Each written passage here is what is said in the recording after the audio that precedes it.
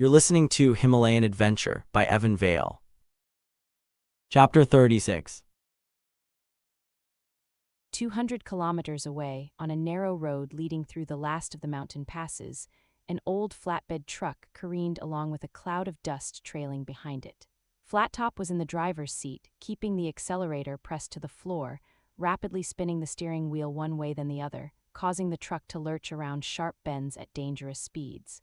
Lying in the passenger seats next to him were Abby and Isabelle, unable to move, their hands and feet bound together with thick gray tape and their mouths stuffed full of old rags. So far, Flattop's plan was working out perfectly. In the dead of night, his descent from the mountains had been quick. He had plummeted down the sheer cliffs like a one-man avalanche, half running, half sliding, charging through knee-deep snow, leaping from rock to rock and across gaping crevasses. He thundered down the mountain in a way no human climber had ever done. Watching helplessly from underneath one of his huge arms, Isabelle was certain they were going to die. But Flattop, genetically enhanced with the strength and agility of a mountain gorilla, was able to perform feats that would make a professional mountain climber go weak at the knees. As the sun rose over the tallest peaks, he ran down the remaining kilometers of the mountain base and arrived at a well-used road that led south in the direction of Kathmandu. Both girls struggled vainly under his arms.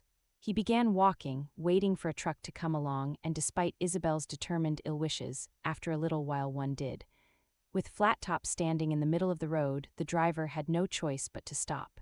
A few moments later, the man was lying flat on his back, his shoulder dislocated and his nose broken, while his truck roared off in the distance with Flattop at the wheel, and the two girls dropped like luggage on the passenger seats.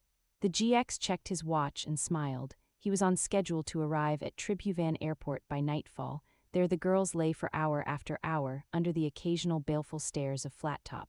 Isabelle felt hungry and sick. Her head banged against the passenger side door every time the truck bounced over a rut in the road.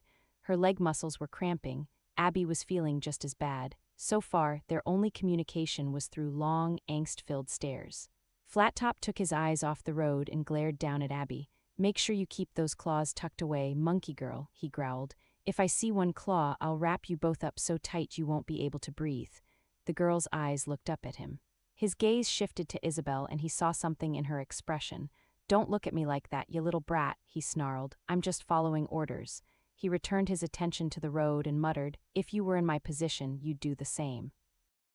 That is the end of this chapter. To listen to the next chapter on YouTube or to purchase the digital ebook from Amazon, see the links in the description.